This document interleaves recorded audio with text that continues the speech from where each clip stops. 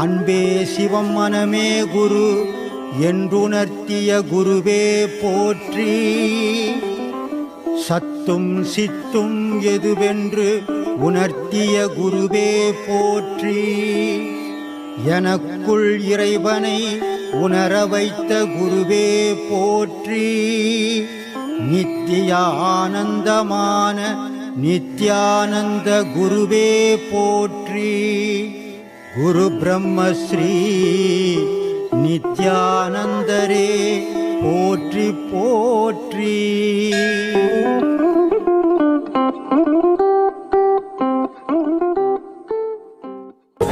காசுக்காகவோ பணத்துக்காகவோ அவங்களுடைய செயல் இல்லை. உலக மக்களுக்கு நன்மை தெரியணுன்றதுக்காக, நல்லது தெரியணும், நல்லதை தெரிஞ்சுக்கணும், ஒரு புனிதமான செயலை செய்து இருக்கிறாங்க. இதை பார்க்கக்கூடிய ரசிகர்கள் அத்தனை பேரும் இதை பாருங்கள், அவங்களுக்கு சப்ஸ்கிரைப் பண்ணுங்கள். அது அவங்கள இன்னும் மேலே மேலே ஊக்கப்படுத்துறதுக்கு ஒரு வழியாக இருக்கும். இதை உங்களை தாழ்மையோடு நான் கேட்டுக்கிறேன். ரொம்ப நன்றி, வணக்கம். கடவுள்கிட்ட போனால் இன்னமும் கடங்காரங்கிட்ட போய் நிற்கிற மாதிரி கேட்குறான். என் பிள்ளைக்கு கல்யாணம் ஆகணும், புரோக்கரா அவர் சொல்லு, நீயே சொன்னீன்னா சரி. இல்லை, என் பொண்ணுக்கு கல்யாணம் ஆகலை, என் பிள்ளைக்கு கல்யாணம் ஆகலை, நான் வீடு கட்டினா அது பாதியில் நிற்குது, அவனை கொத்தனாரை வந்து கட்டி கொடுப்பாரு. இது அறியாமை பக்தி. என்னமா கடன் கொடுத்தவங்ககிட்ட போய் கடன் கேட்டுங்கிற மாதிரி கதையாகுது. நான் பல வீடியோக்களில் சொல்லிக்கிறேன், கடவுள் படைச்சவன் உனக்கு என்ன தரணும், எப்போ கொடுக்கணும்னு அவனுக்கு தெரியும். அங்கே அமைதியாக கண்மூடிக்கு நில்லு, உனக்கு கிடைக்க வேண்டியது கிடைக்கும். ஆனால் கிடைக்க கூடாததெல்லாம் நீ ஆசைப்படுவேன், ஆனால் அதெல்லாம் கிடைக்காது அப்படின்ட்டு இல்லையா? நான் 6 வயசில் மாடு மேய்ச்சின்னு இதோ பக்கத்து ஊர் நல்லாத்தூர் சோறு தண்ணி இல்லாத சுற்றிங்கன்றேன். இன்றைக்கி இங்கே 10,000 பேர் முன்னே உட்காருவன் நினச்சேன்னா நினைக்கல. ஆனால் அவன் நினச்சிருக்கிறான். கோடி நினைவுகள் உண்டு நமக்கு, ஆனால் முடிவுகள் அவன் பண்ணணும். மனிதனால் முடிவு பண்ணி வாழ முடியாது. நினைப்புகள் 1000 வச்சுக்கலாம், முடிவு அவந்து தான். அவன் என்ன முடிவு பண்ணிக்கிறான் அதான் இங்கே கிடைக்கும் உனக்கு. ஆனால் நீ முடிவு பண்ணுறதெல்லாம் கிடைக்காது, நினைப்பு உனக்கு வரும். அதனால் இறைவன் அழிவற்றுவன், உன்னுடைய ஆன்மா அழிவற்றுத, ரெண்டையும் இணைக்கிறதுக்கு பாலமாக இருந்து பயன்படுங்க. இதனால தான் சொன்னார் திருமூலர், இருட்டறை மூலையில் இருந்த கண்ணி குருட்டுக்கிழவன் கூடல் குறித்து குருட்டினை நீக்கி மருட்டிய அவளை மனம் புரிந்தாள் என்றான். இதில் என்ன தெரிஞ்சுது, புரிஞ்சுது? ஏன்பா படித்த மனுஷன் தெரியல என்று சித்தர் பாட்டெல்லாம் வந்து என்கிட்ட கேட்குறேன். இல்லையா, அவங்க சூட்சகமாக உள்ளுக்குள்ளே நடக்கிற விஷயத்தை குறிப்பிட்டு சொன்னதை யாரையா பார்க்கணும்? ஏன்பா உனக்கு உள்ளுக்குள்ளே எதுவும் நடக்கலையா? நடக்குது, பின்ன நீ சொல்ல வேண்டியது தானே. ஐயா தெளிஞ்ச அளவுக்கு எங்களுக்கு எல்லாம் தெளிவு. கண்ணாடி கிட்ட போய் நின்னா ஐயா நீ முழுசாக உன்னை பார்க்கலாம், வெளித்தோட்டம் முன்பக்கம் இல்லை? ஆமாம், அப்படி தானே பார்த்துக்கிறல கண்ணாடி கிட்ட டெய்லி பார்ப்பி. நீ சினிமா நடிக்கணும் சும்மா வரப்ப ஐயா முழுசாக பார்க்கலாம் உடம்ப. பின்பக்கம் திரும்பி கண்ணாடியில் பார்த்தீங்கன்னா பாதி தான் பார்க்க முடியும், சிரமம். ஆமாம், முழுசாக பார்க்க, முது வரைக்கும் தான் பார்க்க முடியும், அது கீழே பார்க்க முடியாது. ஆனால் அதுக்கு கீழே இருக்கிற இடம், உனக்கு தெரியாத இடத்துக்கு பேர் இருட்டுன்னு பேர், உனக்கு தெரிஞ்ச இடத்துக்கு பேர் வெளிச்சம்னு பேர். எது வரைக்கும் உனக்கு தெரியுதோ அது வெளிச்சத்தில் இருக்குதுன்னு தானே சொல்லுவேன். அதுக்கு மேலே தெரியலாம், இருட்டாக்குதுப்பா தெரியலப்பான்னு தானே சொல்லுவேன். அது மாதிரி இருட்டறையில் அம்பாளுக்குறாளா 2 புட்டத்துக்கு நடுவில் அகாரம் என்ற எழுத்து இருக்குதான். அதனால் சொல்கிறார் திருமூலர், அங்கே அம்மா வந்து அப்பாவை பிரிஞ்சு போய் சண்டை போட்டுக்குன்னு 2 பேரும் அந்த மகாவிஷ்ணு 2 பேரும் பிரித்து விட்டாண்டால். அதனால் அந்த அம்மா சண்டை போட்டுன்னு கீழே உட்காந்துங்கிறாங்க. அந்த அம்மாவை நினச்சி புருஷனை நினச்சி பொண்டாட்டியை நினச்சி, ஏன்னா பொண்டாட்டிங்க அதிகமாக புருஷனை நினைக்க மாட்டாங்க, வருமானம் தான் நினைப்பாங்க. ஆனால் இந்த புருஷங்காரனுங்க இருக்கிறானுங்க பாரு, ஏமாளிங்க பாவம். நான் உன்னை சொல்ல சாமி, நீ ஏன் உன்னை எடுத்துக்கிறேன்? இந்த புருஷங்காரனுங்க ரொம்ப ஏமாளி, ஒன்றுக்கும் உதவாத பொண்டாட்டியா கூட தாழ்மால் தூக்கி வச்சுன்னு தெரிவானுங்க. அந்த மாதிரி அந்த ஆள் பொண்டாட்டியை நினச்சி கண்ணெல்லாம் தெரியாத போயிடுச்சான். யாருக்கு? சிவபெருமானுக்கு. இந்த அம்மா கீழக்கிறாங்களாம். இப்போ இவங்க 2 பேரும் சேரணும்மா. சேரணும்னா யாரா அதுக்கு உதவி பண்ணுறது அப்படின்னு கேட்குறாரு. உயிராக இருக்கப்பட்ட நீ தாண்டா உதவி பண்ணணும், ஏன்னா 2 பேருக்கும் புள்ள. நீ இந்த அம்மா பிரிஞ்சு போயிருக்கிற அம்மாவை எடுத்துன்னு போய் அந்த அப்பா கூட சேர்த்தீங்கன்னா பாவம் இருந்தாலும் கண் தெரியாத ரொம்ப காலமாக இந்த அம்மா பார்க்க முடியாது, பாழா போய் இருக்கிறான். ஆனால் இந்த அம்மா போய் பார்த்த உடனே அவர் கண்ணு வந்துடும், அவரை சின்ன வயசு ஆக்கிடுவாங்க, 2 பேரும் கல்யாணம் பண்ணிப்பாங்களாம். அப்போ பிரிஞ்சு போயிருந்த தாயும் தகப்பனும் சேர்றதுக்கு காரணமாக இருந்த உன்னை விடுவாங்களா நடு ரோட்டில்? தனக்குள்ளே சேர்ப்பாங்களா? அதாண்டா முக்தி மோட்சம்னாரு. ஆத்மான சாமி. நம்ம ஊர் சொந்த ஊர் நாமக்கல் சாமி. நம்ம வந்து ஒரு 30 வருஷத்துக்கு முன்னாடி இருந்தே நம்ம கோயில் குளம்னு சுற்றிக்கிட்டே இருந்தோம். சில டைமில் கோயிலில் போய் உட்காந்து நானாக யோசிப்பேன், இந்த கோயிலை கட்டுறது மனிதன் தான், கடவுள்னா எங்கே, அது எப்படி இருப்பார், இந்த சிலையை வச்சது நம்ம தான், சாமியாக வந்து வச்சுக்கல. இதை சிந்திச்சு ரொம்ப நாள் கசங்கிட்டு இருந்தேன். மாதத்துக்கு 2 நாள் போவேன் வருவேன், சிவன் கோயிலே சுற்றிக்கிட்டு இருந்தோம். பௌர்ணமி அமாவாசை விடாமல் 1000 படி ஏறணும். அமாவாசைக்கு பௌர்ணமிக்கு நான் 5 கிலோமீட்டர் சுற்றி வரணும் கரிவலம். இப்போ நம்ம வந்து தேடல் ரொம்ப முக்கியமாக போச்சுங்க. இது எப்படி என்னன்னு எனக்கு ஒன்றுமே புரியல. ரொம்ப நாளாக நானும் கோயில் போகணுன்னு எல்லா கோயில்னாலும் முடிஞ்ச வரல சிவன் கோயில் போகிற முடி பார்த்துட்டேன். அங்கேயே உட்காந்து யோசிப்பேன், இவ்வளோ ஸ்திரமாக கட்டியிருக்கிறான், ஆனால் மனுஷன் தான் கட்டியிருக்கிறான். இது வந்து சாமி கட்டிக்கல. இப்போ சாமின்னா எங்கே அப்படின்னா நம்ம கனவுல வருது. சில டைமில் கனவுல வருது. கனவுல வர்றது வந்து அது வந்து நம்ம ஏற்றுக்க முடியாதது. கனவை நம்ம ஏற்றுக்க முடியாது. கனவை ஏற்றுக்கலாங்களா? கனவுல வர்றத சொல்லுங்கள். கனவுல வருது. கனவுல வர்றதப்போ நம்ம அதை வந்து ஏற்றுக்க எனக்கு விரும்பலை. கடவுள்னா நமக்கு எதுவும் நேரில் தெரியணும். ஆனால் சாமி ஆடுறோம் பிடிக்கிறேன். எனக்கும் சாமி ஆடுற உடம்பெல்லாம் ஒரு உக்கரமாக வரும் அந்த டைமில். நம்ம நரம்பெல்லாம் அப்படியே சுண்டி இழுத்து ஒரு உக்கரமாக காட்டும். ஆனால் அது நம்ம சாமின்னு சொல்கிறாங்க, நம்மளும் ஏற்றுக்கிறோம். இந்த மாதிரி இருக்கிறப்ப ஒரு நாள் என்ன பண்ணேன், சாப்பிட்டு மேலே மொட்டை மாடியில் போய் கட்டில் போட்டு படுத்தேன். தூங்கவே இல்லை. படுத்து இப்படி தான் கண்ண மூடியிருந்து ஐயா நின்னார் முன்னாடி. நின்னதே எனக்கு திடீர். நான் யூடியூப்பில் ஒவ்வொரு சில டைம் பார்ப்பேன், கண்டது வந்து பெருசாக எடுத்துக்க மாட்டேன். இந்த மாதிரி சொல்கிறாரு கடவுளை பற்றிங்கிற மாதிரி பாதி பேர் விட்டுருவேன். திடீர் நேரம் நின்னது எனக்கு ஒரு இதாக ஆகிப்போச்சு, குழப்பமாகி போச்சு. என்னோட திடீர்னு இவர் நிற்கிறாருங்க வந்து அப்படி மக்கிய நாள் இந்த உடனே முடிவு பண்ணிட்டேன், அவருக்கு வயசாகுது நம்மளுக்கு வயசாகுது, நேரில் ஒரு தடவை பார்த்துருவோம் அப்படிங்கிற ஒரு வெறித்தனமாக தொலைவனே நம்பரை பிடிச்சி அதை பிடிச்சி அப்புறமே தான் உங்கள் நம்பர் தான் எனக்கு கழிச்சு பேசி வந்தோம். பார்த்தேன் ஐயாவோட பார்த்தேன், ஆசீர்வாதம் வாங்க எல்லாம் பார்த்துட்டேங்க. ஐயா சொன்ன பாதையில் போனதுக்கப்புறம் கடவுள்னா எங்கே, எது கடவுள், நமக்குள்ளேயே வச்சுக்கிட்டு நம்மளே தேடி இருந்திருக்குமேனு அப்போ தான் உணர்ந்தேன். இப்போ புரிஞ்சிச்சா? இப்போ தான் சார் தெளிவாக புரியுது.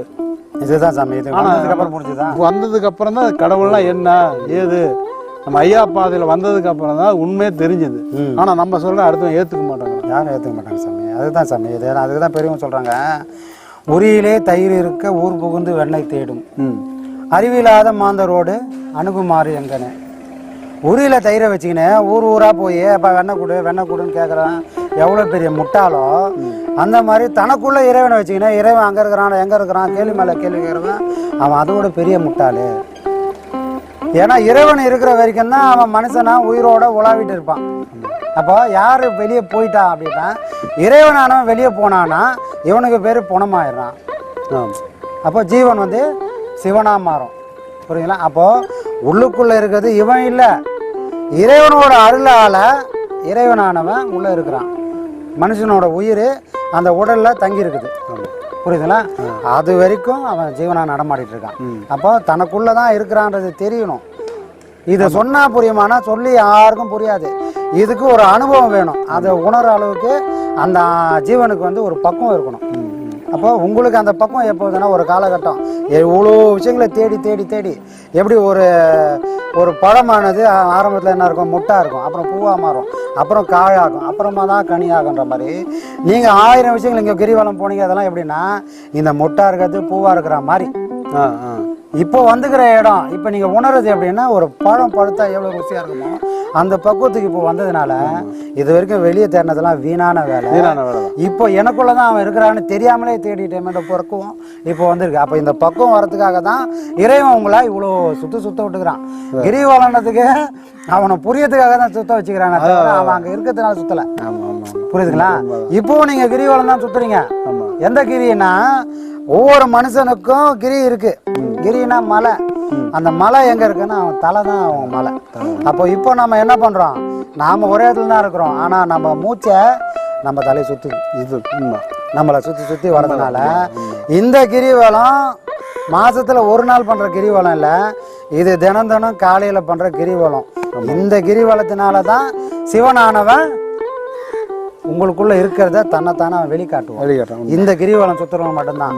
பௌர்ணமி ஒரு நாள் சுத்துறவங்களுக்கு சிவபெருமானோட காட்சி கிடைக்காது. வருஷம் அதுதான் வருஷம் பூரா 5-6 வருஷம் விடாம சுத்தின கிடைக்கல. இங்க 2 வருஷம் தான் ஆகுது எல்லாமே பார்த்துட்டு. ஆமா, 50-60 வருஷம் சுத்தவங்களாங்கிறாங்க, இன்னும் சுத்திட்டு தான் இருக்கிறாங்க, காட்டவே மாட்டாங்க. இது நமக்கு ஒரு 2 வருஷம் தான் ஆகுது. ஆனா ஓரளவுக்கு அதுல என்னங்கிறது உணர முடியுது. நம்ம உடம்புல நம்ம உணரலாம்.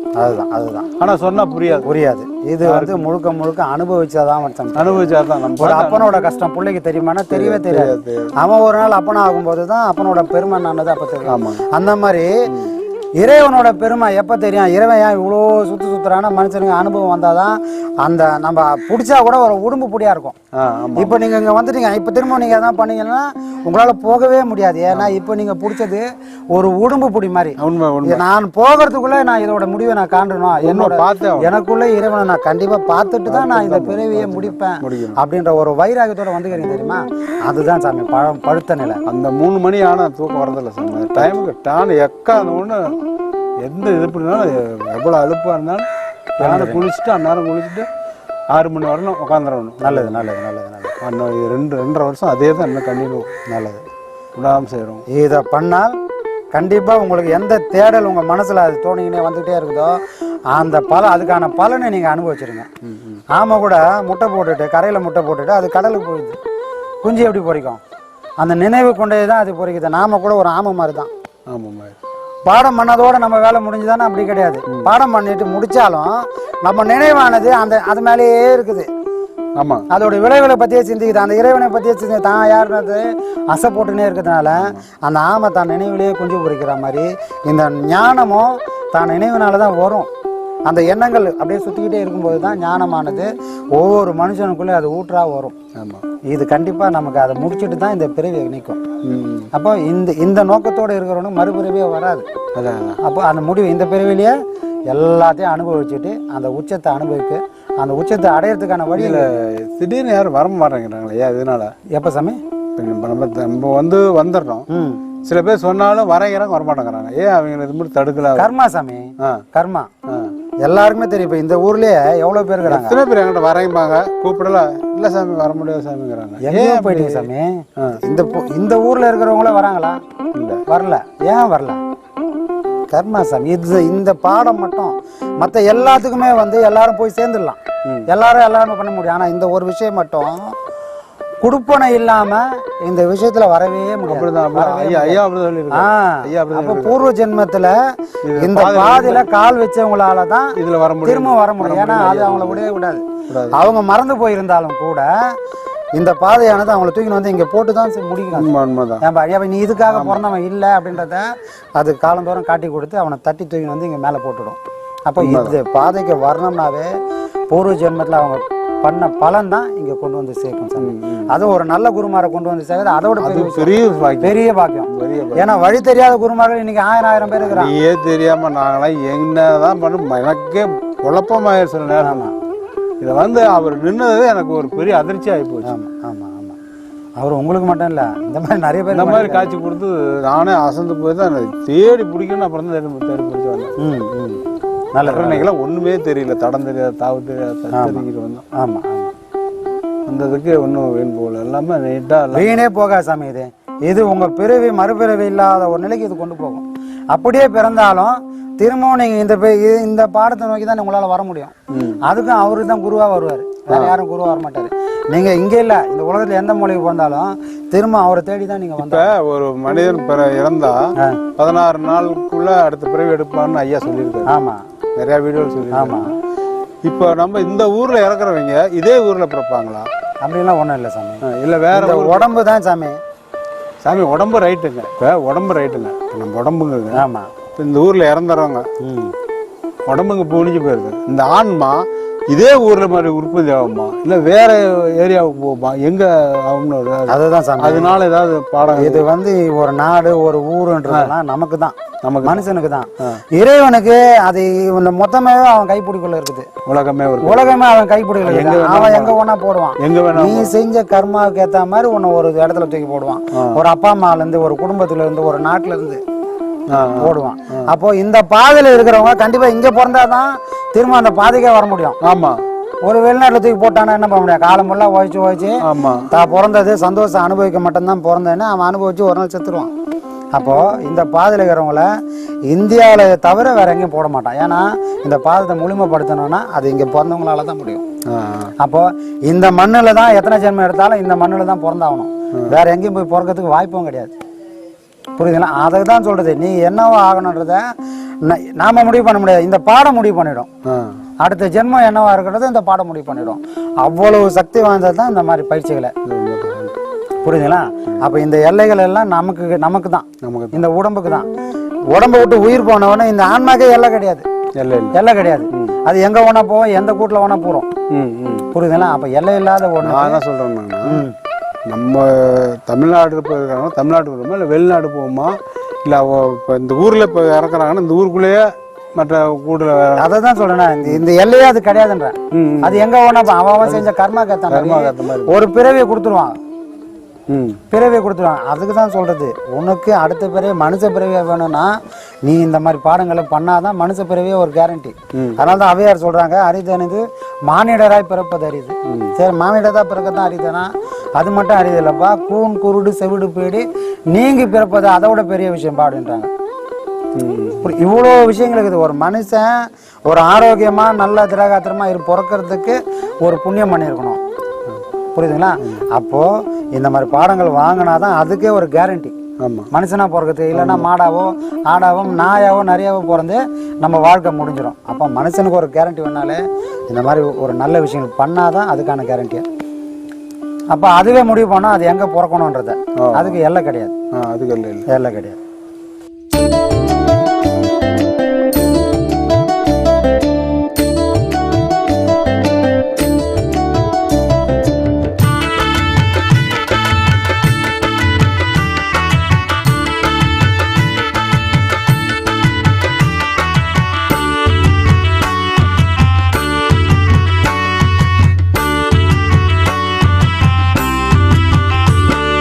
பௌர்ணமியா முழு நிலவாம் நீ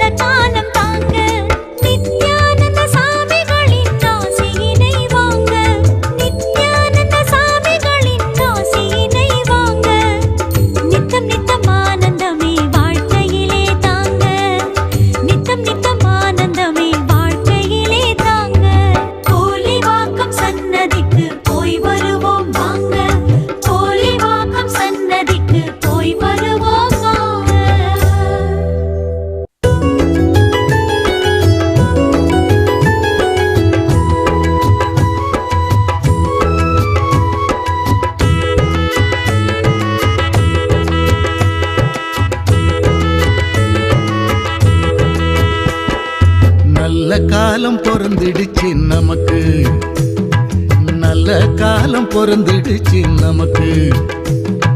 பிரம்மஸ்ரீயாம் நித்யானந்த பெருமானின் ஆசியாலே, பிரம்மஸ்ரீயாம் நித்யானந்த பெருமானின் ஆசியாலே நல்ல காலம் பிறந்திடுச்சு நமக்கு, நல்ல காலம் பிறந்திடுச்சு நமக்கு.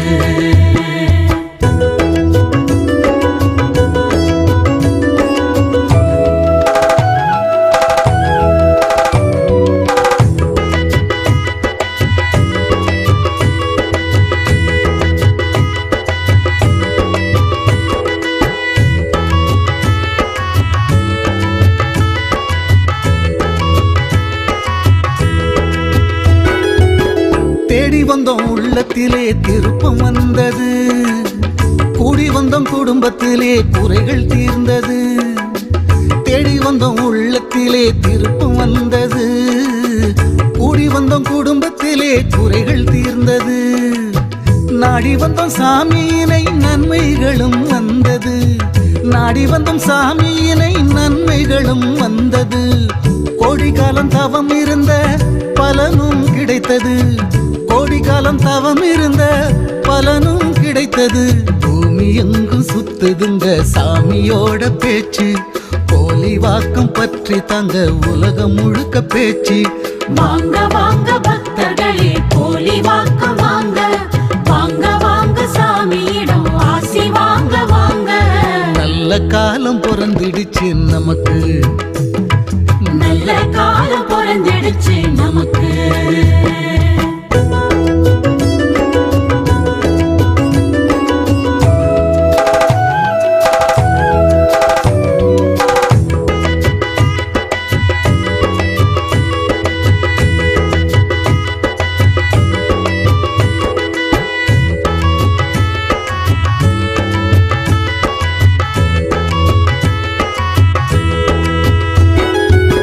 ஜாதி மத பேதமின்றி ஜனங்கள் சேருது, ஜானு ஏறி முழம் சறுக்கும் வாழ்க்கை மாறுது. ஜாதி மத பேதமின்றி ஜனங்கள் சேருது, ஜானு ஏறி முழம் சறுக்கும் வாழ்க்கை மாறுது.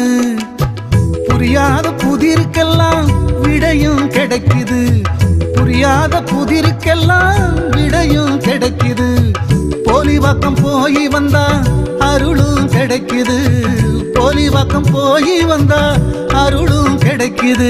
ஜகம் புகழும் பிரம்மஸ்ரீயாம் நித்யானந்த சாமி, அகையுருளை அருள் ஒளியால் நீக்கிவிட்ட சாமி.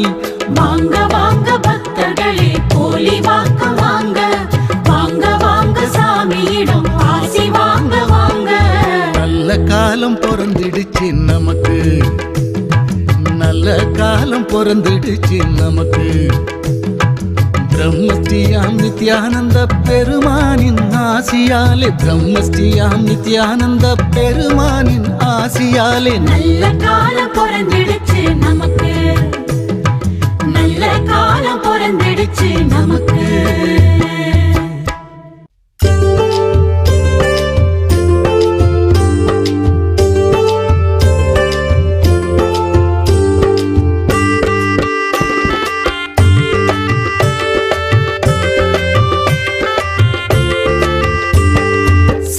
நம்ம நித்யானந்த சாமி சரணம் பாடு, சங்கடங்கள் தீர நம்ம சாமியத்தான் நாடு. சாமி நம்ம நித்யானந்த சாமி சரணம் பாடு, சங்கடங்கள் தீர நம்ம சாமியத்தான் நாடு. சண்முகனின் சந்நிதியே அவர் வசிக்கும் வீடு, சண்முகனின் சந்நிதியே அவர் வசிக்கும் வீடு. புன்னகைத்து அரவணைப்பார் சாமி பதம் நாடு. சாமி நம்ம நித்யானந்த சாமி சரணம் பாடு, சங்கடங்கள் தீர நம்ம சாமியத்தான் நாடு.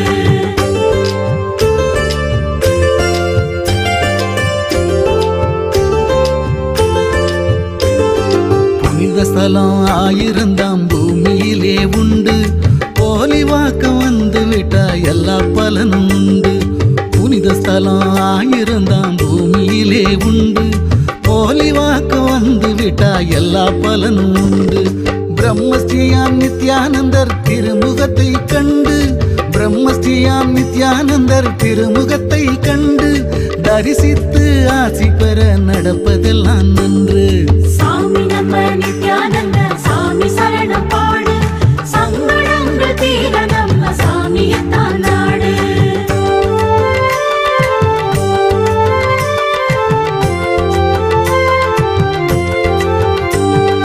போலிவாக்கம் சித்தரையே போற்றி பாடு நீயும், பொல்லாத எண்ணம் எல்லாம் பொசுங்கித்தானே மாயும்.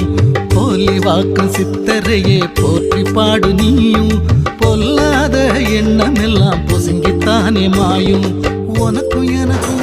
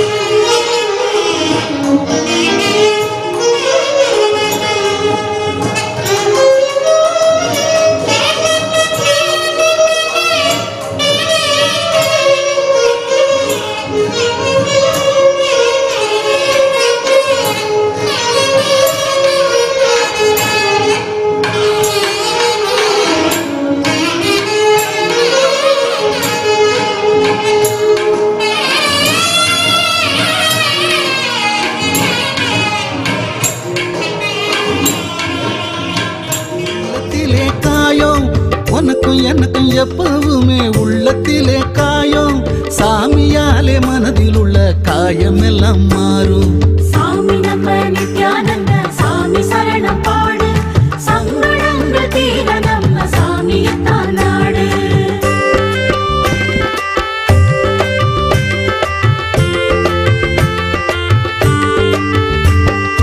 அழுக்கடைந்த மனசையெல்லாம் அலசி பிழியும் சாமி, அவரை போல ஆன்மீகத்தில் பழுத்த பழத்த காமி. அழுக்கடைந்த மனசையெல்லாம் அலசி பிழியும் சாமி, அவரை போல ஆன்மீகத்தில் பழுத்த பழத்த காமி. பொய் புரட்டு கொலை களவு நிறைந்ததிந்த பூமி, பொய் புரட்டு கொலை களவு நிறைந்ததிந்த பூமி. மெய்ஞான வழிகாட்ட அவதரித்தார் சாமி. சாமி நம்ம நித்யானந்த சாமி சரணம் பாடு, சங்கடங்கள் தீர நம்ம சாமியத்தான் நாடு.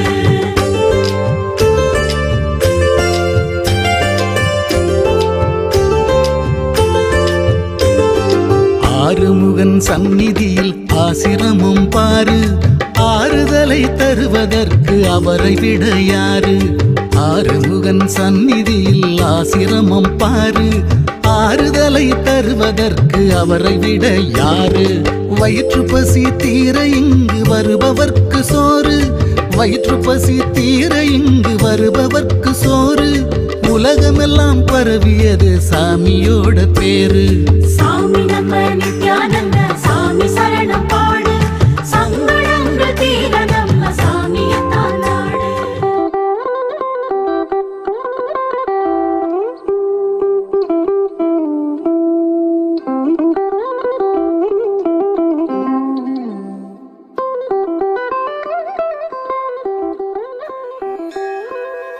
அன்பே சிவம் மனமே குரு என்றுணர்த்திய குருவே போற்றி. சத்தும் சித்தும் எதுவென்று உணர்த்திய குருவே போற்றி. எனக்குள் இறைவனை உணர வைத்த குருவே போற்றி. நித்திய ஆனந்தமான நித்யானந்த குருவே போற்றி. குரு பிரம்மஸ்ரீ நித்யானந்தரே போற்றி போற்றி.